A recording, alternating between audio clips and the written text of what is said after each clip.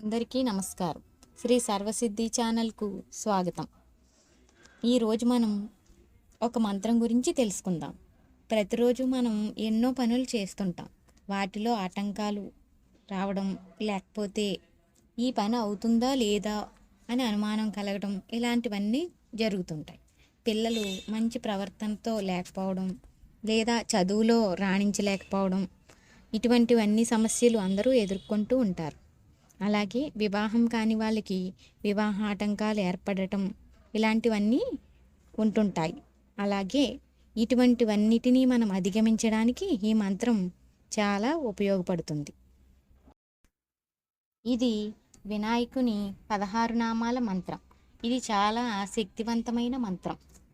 ఈ మంత్రం సుముఖశ్చ ఏకదంతశ్చ కపిలో గజకర్ణికః లంబోదరశ్చ వికటో విఘ్నరాజో గణాధిపః ధూమకేతుర్గణాధ్యక్షः పాలచంద్రో గజాననः వక్రతుండ శూర్పకర్ణో హేరంబః స్కందపూర్వజా షోడశనామాని యః పఠేత్ శృణుయాదపి విద్యారంభే వివాహే చ ప్రవేశ నిర్గమే తదా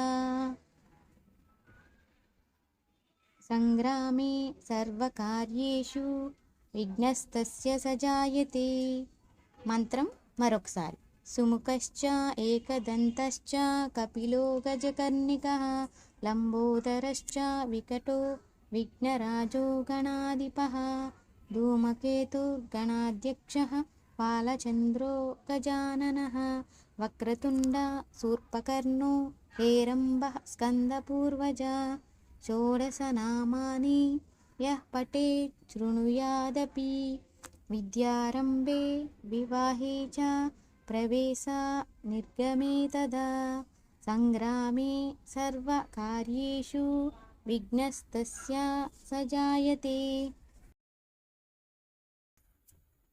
ఈ మంత్రం ప్రతిరోజు 3 సార్లు జపించడం మంచిది.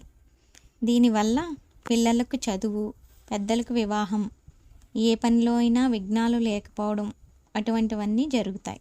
ఇంతకుముందు నేను చెప్పిన ఆటంకాలన్నీ తొలగిపోతాయి. ఈ మంత్రం విషయంలో మీకు ఏవైనా సందేహాలు ఉంటే కింద కామెంట్ బాక్స్లో కామెంట్ చేయండి. ఈ వీడియో కనుక మీకు నచ్చినట్లయితే లైక్ చేయండి. ఇటువంటి మంచి విషయాలు మీ ఫ్రెండ్స్కి కూడా షేర్ చేయండి. ఈ మంచి విషయాలు తెలుసుకోవడానికి మా ఛానల్ను సబ్స్క్రైబ్ చేయండి. Thank you for watching.